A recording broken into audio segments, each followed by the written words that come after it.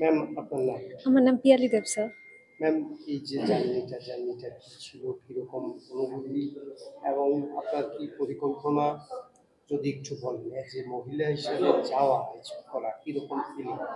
Sir actually প্রথমত বলে রাখি, এলব্রুসে ইউরোপের যে সর্বোচ্চ শৃঙ্গ মাউন্ট এলব্রুস, ওইটা সাবমিশনের জন্য আমি গেছিলাম। ওইটা সাবমিট করার আগে অ্যাকচুয়ালি মাউন্টেনিং কোর্স থাকে কিছু, বেসিক বা অ্যাডভান্স কিছু কোর্স থাকে, ওইগুলো করে যেতে হয়। অ্যাকচুয়ালি আমার এগুলো করা ছিল না, যার কারণে প্রবলেম একটু তো হয়েছে।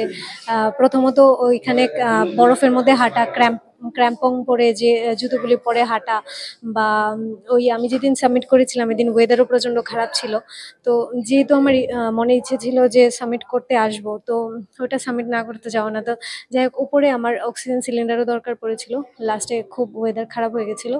কিন্তু প্রথম মেয়ে হিসাবে ত্রিপুরাকে রিপ্রেজেন্ট করতে পারা, এটা আমার অনেকটা গর্বের বিষয়। আমি গর্ব ফিল করছি যে মেয়েরা চাইলে স্যার অনেক কিছুই করতে পারে, মানে মনে ইচ্ছে থাকলে যত বাধা আসুক স্যার সব কিছু সম্ভব হয়ে যায়।